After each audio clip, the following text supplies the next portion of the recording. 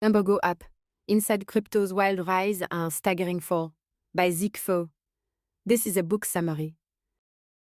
What if I told you that the greatest financial frenzy of our time wasn't just about getting rich quick, but about a world where billionaires partied on yachts, celebrities endorsed digital monkey tokens, and a kid from a 90s ice hockey movie might just hold the keys to a multi-billion-dollar con? Picture this: a glitzy party on a super yacht off the coast of the Bahamas, champagne flowing freely, influencers snapping selfies, and somewhere below deck, a former child actor from the Mighty Ducks is pitching a crypto coin backed by, well, no one's really sure what.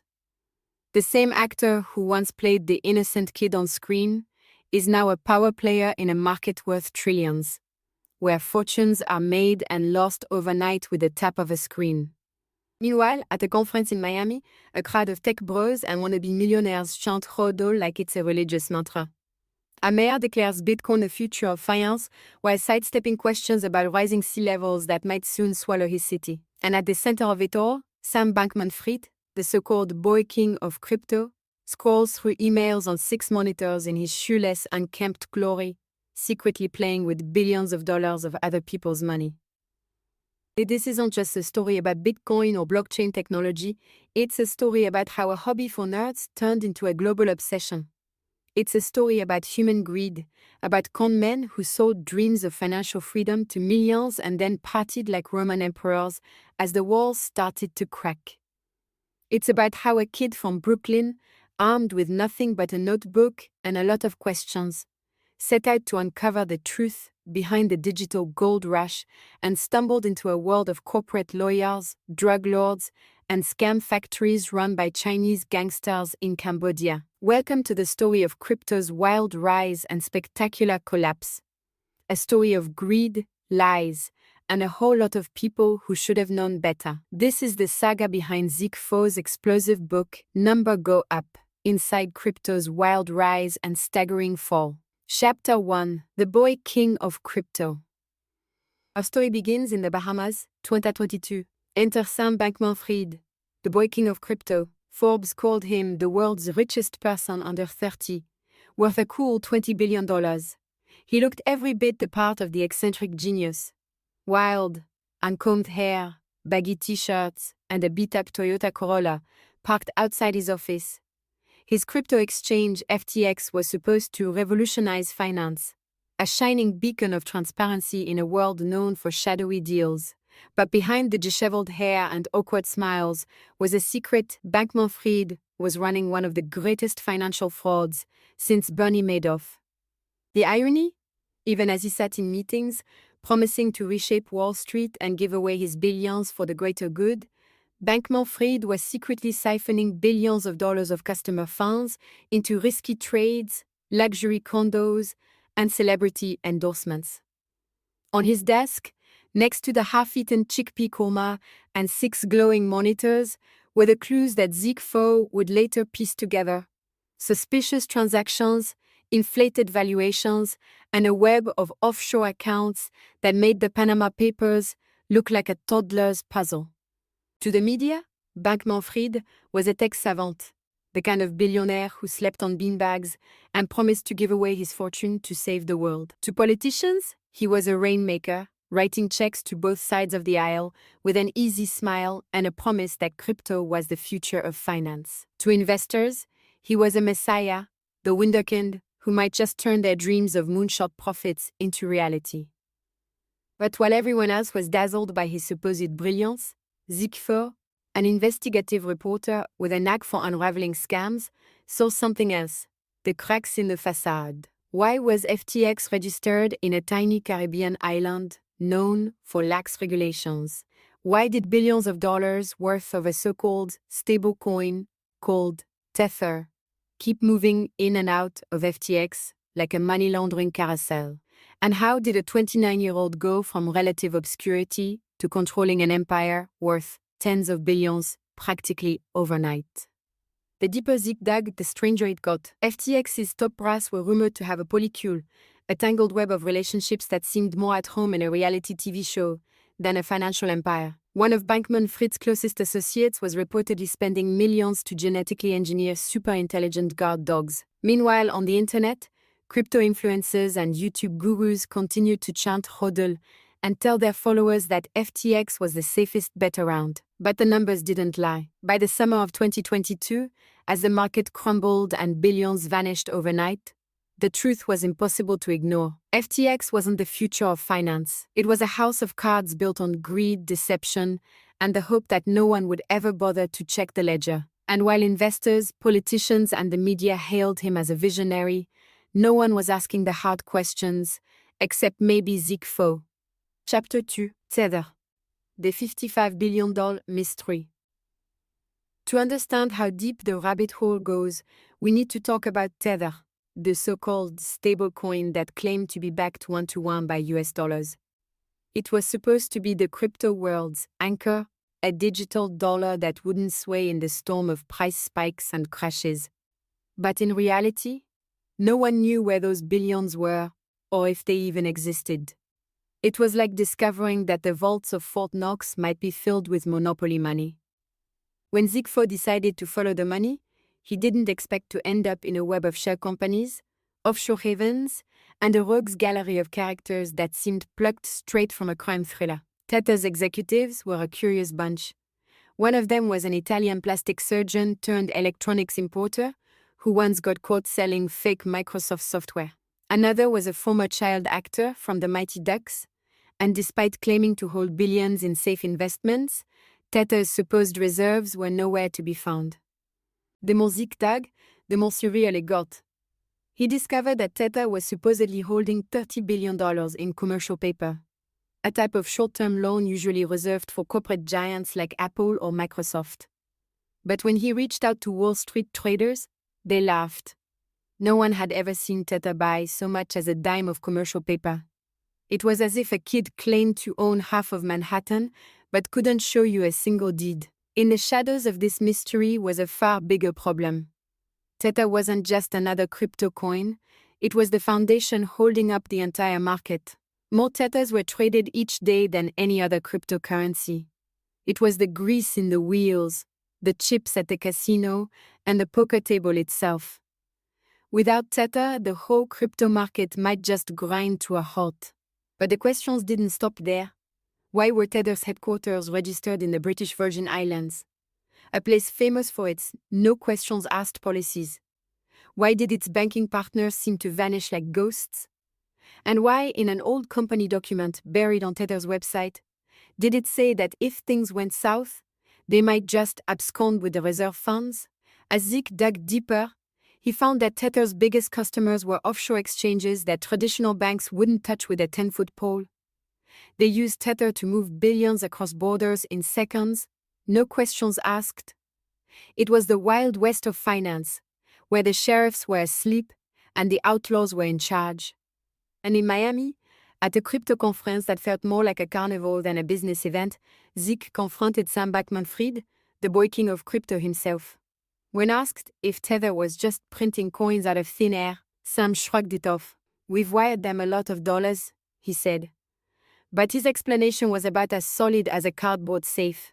The money, he claimed, moved through 3 different jurisdictions and more intermediary banks than anyone could count. It was as if he was describing a money laundering operation, not a legitimate business. The reality was becoming clear. Tether wasn't just a stablecoin. It was the linchpin holding up a $1 trillion market built on hype, secrecy, and the hope that no one would ever look too closely. If it collapsed, everything would go down with it. And as Zeke stared at the spreadsheets, the offshore accounts, and the empty promises, he realized the crash wasn't just possible, it was inevitable. Chapter 3. The Cult of Number Go Up. But why did so many people fall for it? The answer lies in a simple mantra. Number go up. You didn't need to understand blockchain or cryptography. You didn't need to read white papers filled with incomprehensible jargon about decentralized finance or Byzantine fault tolerance. All you needed to see were those price charts, bright green lines stretching higher and higher, promising wealth beyond your wildest dreams. It didn't matter that some of the coins sounded like bad jokes. Dogecoin, Cum Rocket, Smooth Love Potion. What mattered was that they kept going up. For a brief, dizzying moment, it seemed like everyone was cashing in. Your neighbor who never stopped talking about NFTs, the college kid who turned his stimulus check into a down payment on a Tesla, even the guy who ran a hot dog stand in Miami and now only accepted Bitcoin. Crypto conferences became a bizarre mix of religious revivals and frat parties, where tech bros chanted Hodo like monks in a trance and speakers promised a future where every financial institution would burn to the ground. The scene in Miami was nothing short of surreal. The city declared itself the capital of Bitcoin.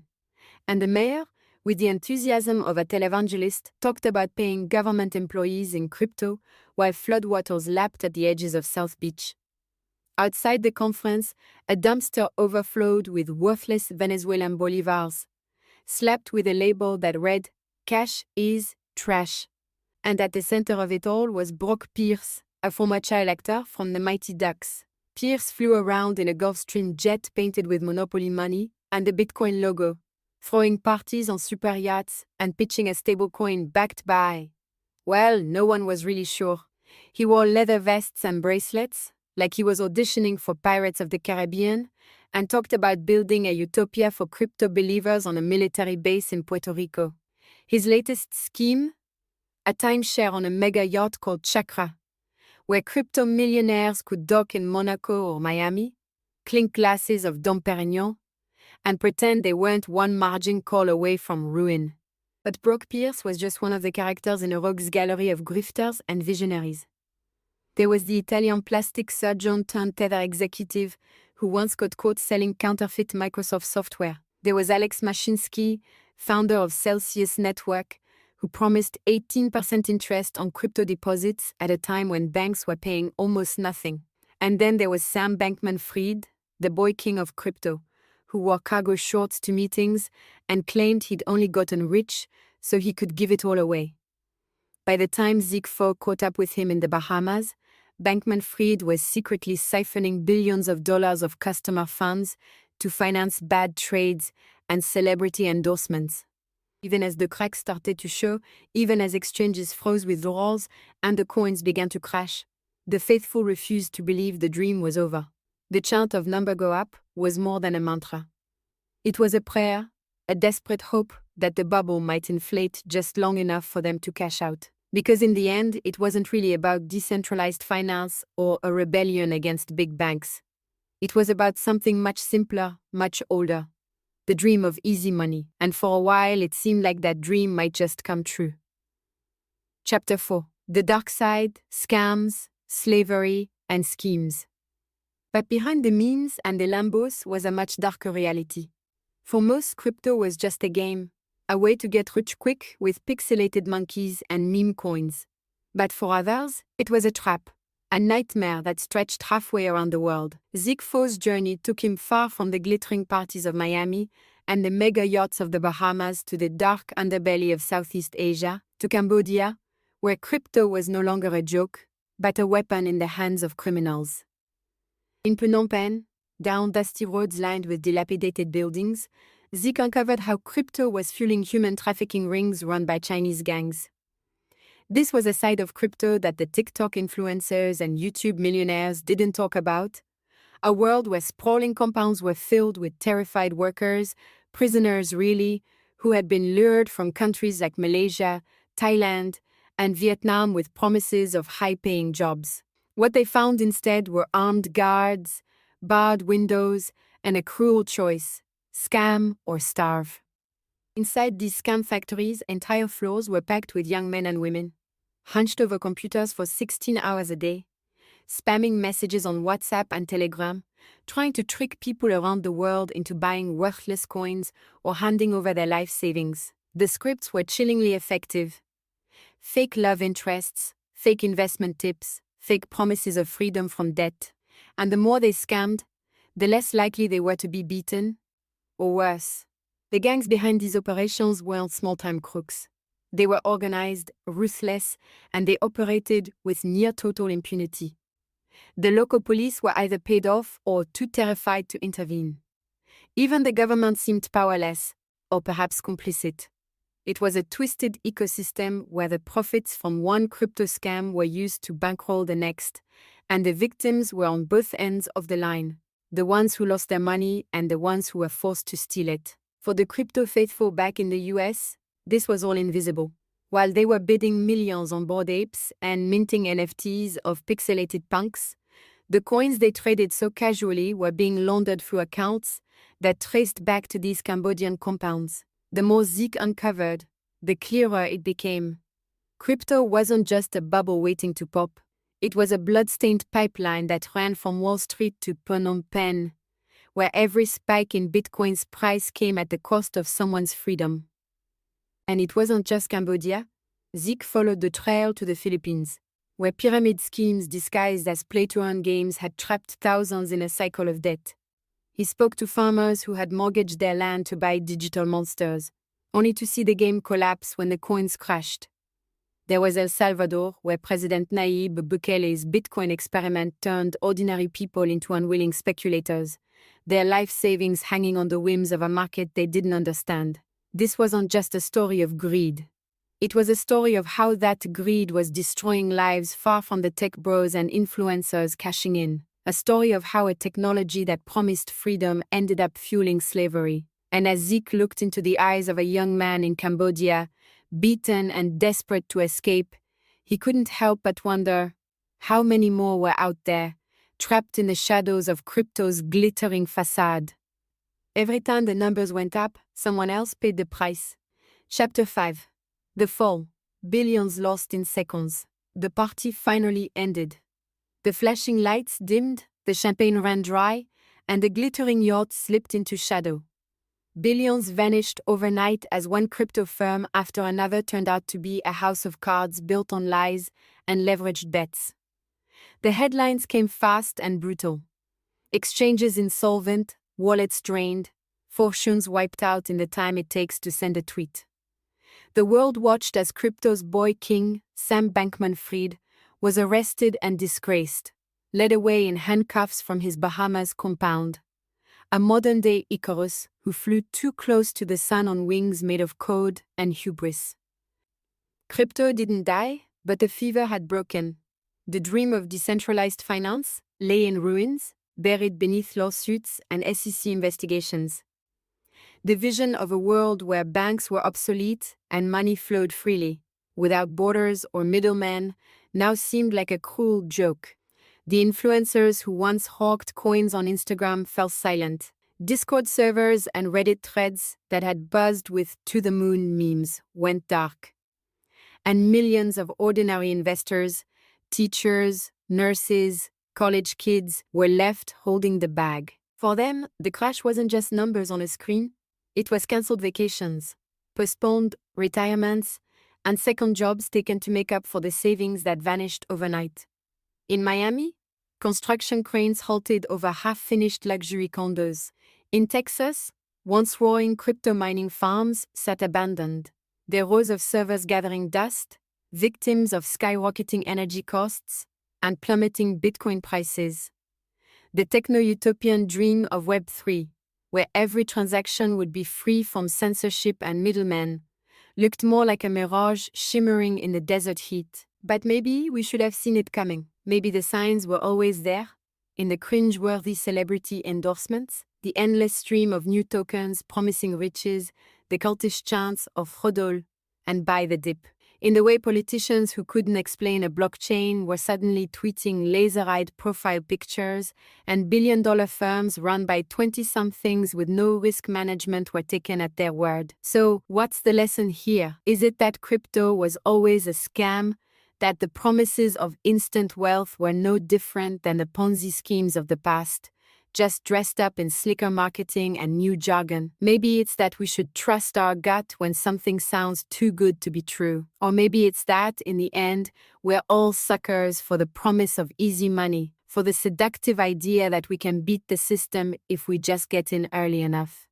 It's a story about us, our greed, our gullibility, and our desperation to believe that this time, it might be different. It's about how a technology born from a distrust of banks ended up recreating the worst of Wall Street, the greed, the fraud, the arrogance. And it's about how, in the end, numbers don't just go up, they crash down too. And when they do, they take livelihoods, reputations, and dreams with them. Maybe the real story of crypto isn't about decentralization or financial freedom. Maybe it's about a flaw that runs deep in all of us. The need to believe in something, even when we should know better. Maybe it's about how, despite everything, we'll always be drawn to the glitter of fool's gold. Thanks for watching. Don't forget to like, subscribe, and let us know in the comments. Did you ever buy into the crypto hype? Were you one of the lucky ones who cashed out in time, or are you still holding on, hoping that the numbers will go up again? Hope is a powerful thing, even if, in the end, it's just another bubble waiting to pop.